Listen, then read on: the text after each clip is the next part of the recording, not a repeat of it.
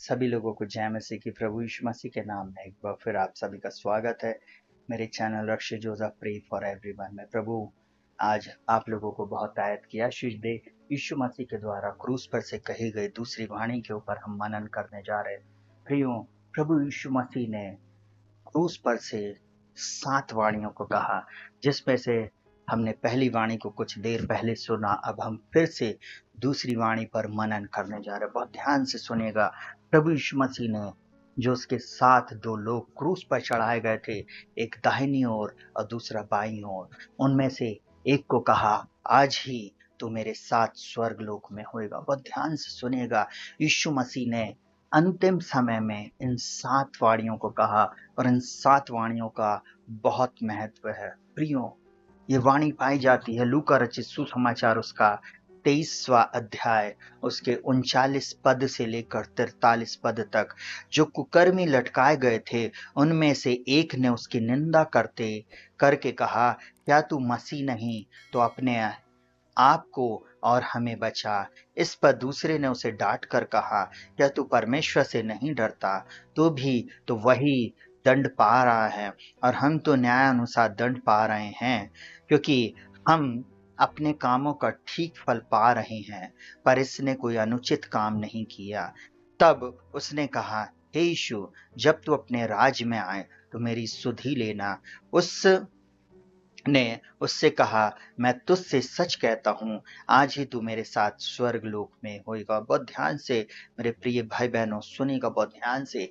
एक बड़ी भीड़ जो यीशु मसीह के ऊपर एलिगेशन लगा रही थी, वे लोग जिन्होंने उसे रात भर मारा पीटा और उसके विरुद्ध में बहुत सारी बातें बोले, वो एक ऐसी परिस्थिति के समय में प्रभु यीशु मसीह जब क्रूस पर लटकाया गया है, क्रूस पर है, उस समय उसे बड़ी वेदना बड़ी पीड़ा है। उस समय में भी वह अपने कर्तव्य को नहीं भूल रहा है। उस समय में भी वह लोगों को क्षमा करना नहीं भूल रहा, वो प्रार्थना करना नहीं भूल रहा। और सुनिएगा बहुत ध्यान से, लूका रचित सुसमाचार उसके 23 पद से 23वें अध्याय के 39 पद से लेकर 43 पद में ये जो वचन पाया जाता, वहां पे लिखा हुआ 2 कुकर्मी, और मत्ती में और एक जगह और लिखा हुआ, वहां पर लिखा 2 डाकू। ये लोग उसको कहना चाहिए, इसमें से एक व्यक्ति उसका क्या कर रहा था, मजाक उड़ा रहा था। एक व्यक्ति उसके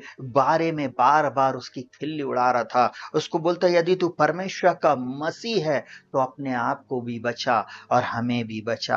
आपको मालूम है, इस पर दूसरे ने उसे डांट कर कहा कि तू भी तो वही दंड पा रहा है, हम तो न्याय अनुसार दंड पा रहे। देखिए, ये जो दाहिनी ओर का जो डाकू था, एक कुकर्मी था, इसने अपने साथी को जो उसके बाईं ओर लटका हुआ था उसको बोला, उसने जो यीशु मसीह की बाईं ओर लटका था उसको कहा, हम तो न्याय उचित दंड पा रहे हैं, परंतु इसने तो कोई भी ऐसा कार्य नहीं किया है। और ध्यान से इस बात को समझिए मेरे प्रिय भाई बहनों, प्रभु यीशु मसीह के दाहिने और बाएं दोनों कुकर्मी लटके हुए, डाकू लटके हुए हैं, जिनको अपराध की सजा मिली है, परंतु उनके बीच में परमेश्वर का एक लौता पुत्र जो निर्दोष है, जो ने क्षमा कर सकता है, वो लटका हुआ है।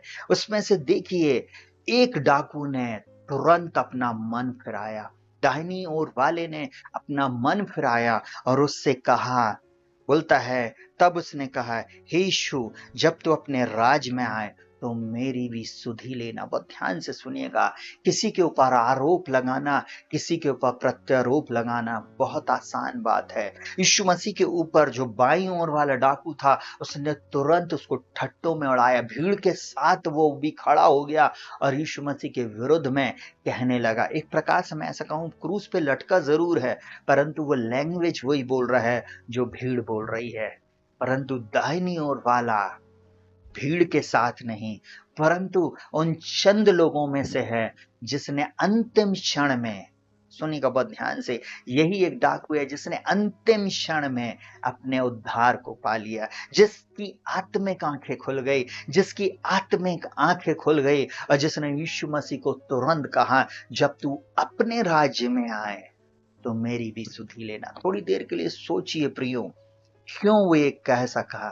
क्योंकि जब उसने देखा कि ये निर्दोष है, इसने एक भी बार पलटकर जवाब नहीं दिया, इसको रात भर मारा गया, इसको प्रताड़ित किया गया, इसकी पीठ पे घाव है, 39 कोड़ों की मार है उसकी पीठ पर, इतनी लंबी दूरी से ये कहना चाहिए क्रूस को घसीटते हुए आ रहा है, उसके बावजूद भी इसके मुंह से एक भी गलत शब्द नहीं निकला, एक भी बुराई नहीं निकली, एक भी कुड़कुड़ाहट बड़बड़ाहट नहीं निकली। उस बात को वो समझ गया कि कुछ न कुछ विशेष बात है इसमें, जो कि इसको हम सबसे सारे मनुष्यों से डिफरेंट करती है। और वो समझ गया कि हो ना हो ये परमेश्वर का एक लौता पुत्र है। थोड़ी देर के लिए मैं एक बात को आपको बताना चाहूंगा। कहीं ना कहीं ये डाकू, ये दोनों डाकू जब चोरी करते थे तो दिन में रेकी करते थे, दिन में आसपास के एरियो में वे जाया करते थे, और इन्होंने यीशु मसीह के उपदेश को भी सुना। इन्होंने यीशु मसीह को चंगा करते हुए देखा, यीशु मसीह के उपदेशों को सुना, यीशु मसीह के चमत्कारों को इन्होंने देखा, क्योंकि इसने इस बात को यहाँ पर बोला 41वें पद में, और हम तो न्याय अनुसार दंड पा रहे हैं क्योंकि हम अपने कामों का ठीक फल पा रहे हैं, पर इसने कोई अनुचित काम नहीं किया, क्योंकि वो डाकू इस बात को जानता था कि हमने तो काम गलत किया है, हमने तो चोरी की है, हम कुकर्मी है, हम अपने कार्य का, गलत कार्य का परिणाम पा रहे हैं, परंतु ये तो सही काम कर रहा था। इसके कार्य को हमने देखा। हो सकता वो 5 रोटी और 2 मछली के चमत्कार में ये डाकू लोगों ने भी वो रोटी को खाया होगा।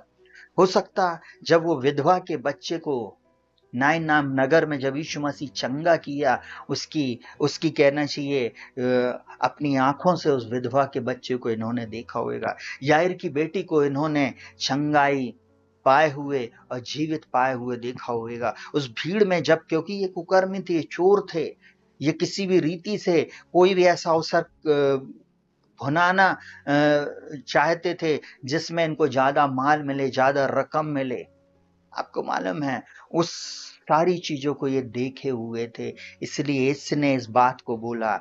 इसने अनुचित काम नहीं किया, परंतु हमने अनुचित काम किया है और हम अपने कार्य का ठीक फल पा रहे हैं।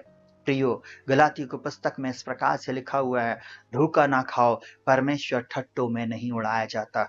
जो कुछ मनुष्य बोता है उसका वो फल पाएगा। बहुत ध्यान से सुनिएगा, ये लोग अपने कार्यों का फल पा रहे थे, परंतु यीशु मसीह नहीं।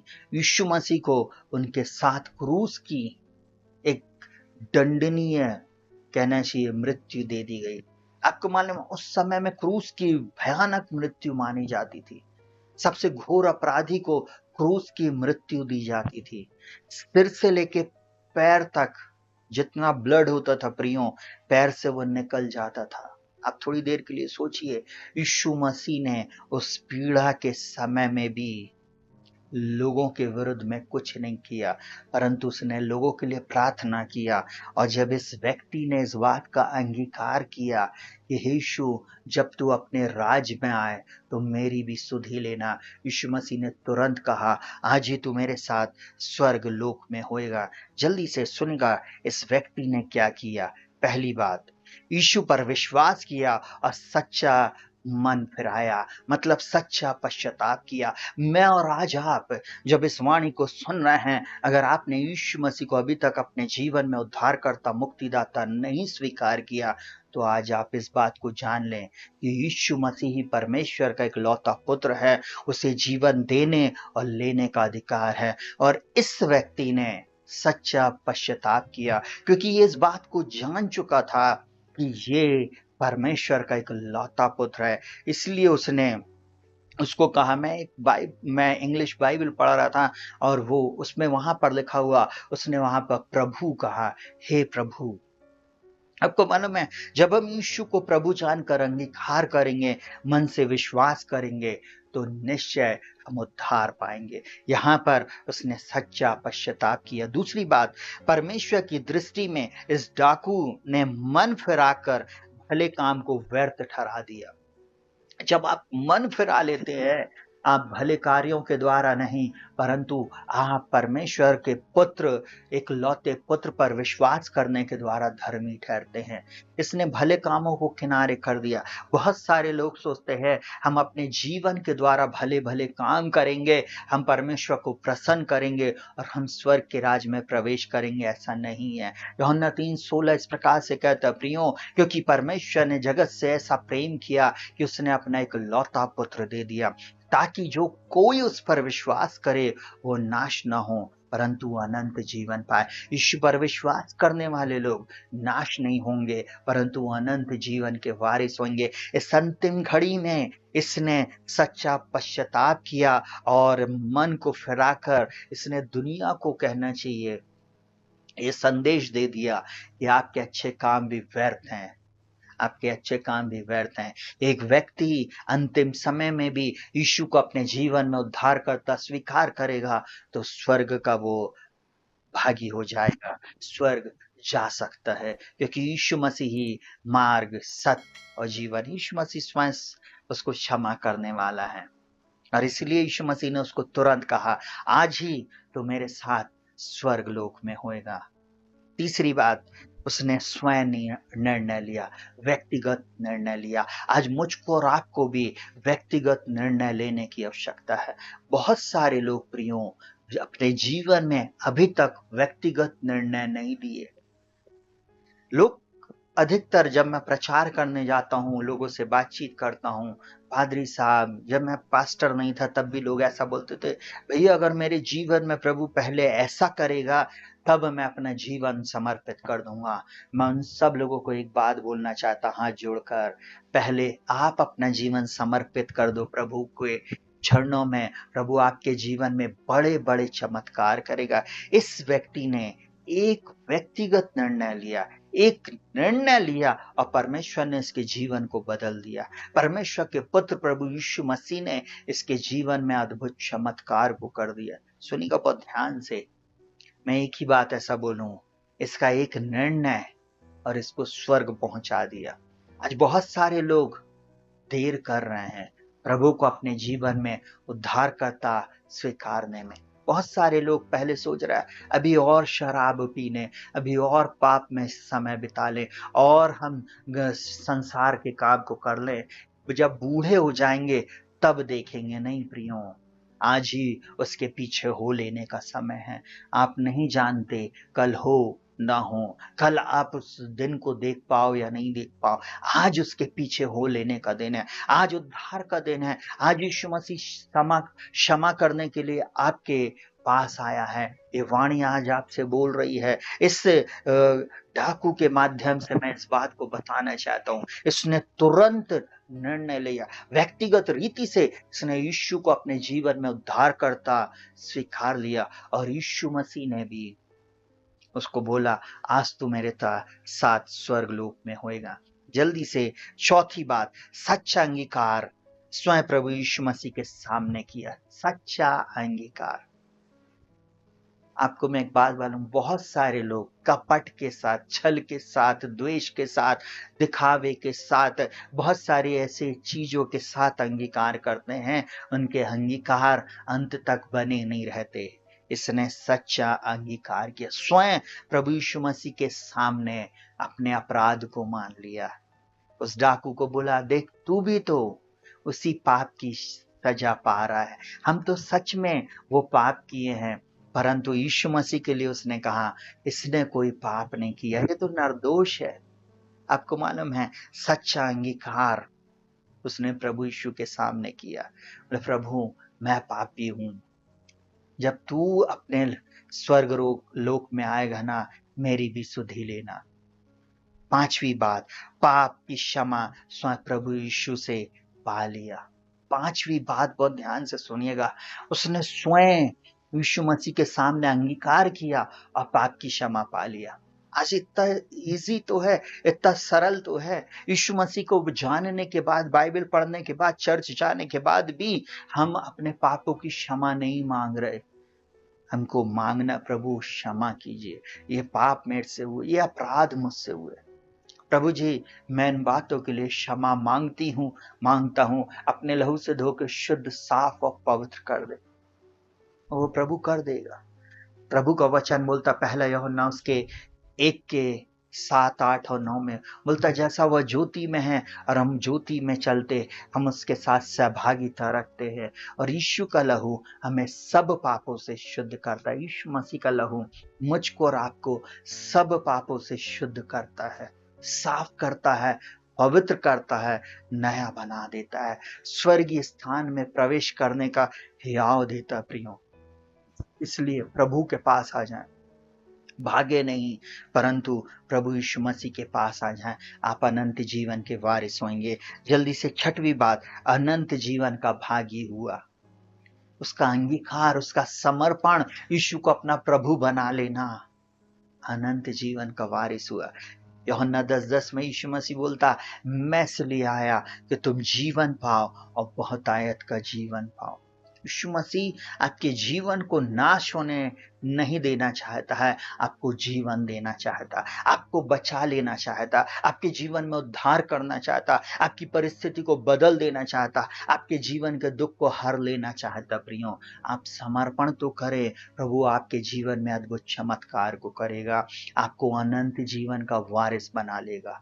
जितनों ने यीशु को ग्रहण किया, उसने उन्हें परमेश्वर की संतान होने का अधिकार दिया। यूहन्ना 1:12 के अनुसार जब आप विश्वास करते हो, आप अनंत जीवन के वारिस बन जाते हो, परमेश्वर की संतान हो, आप नरक में नहीं रह सकते, आप स्वर्ग के वारिस हो। स्वयं प्रभु यीशु मसीह आपका वेलकम करेगा।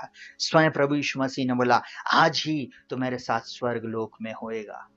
सोचिए थोड़ी देर के लिए। और 7वीं और आखिरी बात, संसार के लिए एक नमूना पेश किया।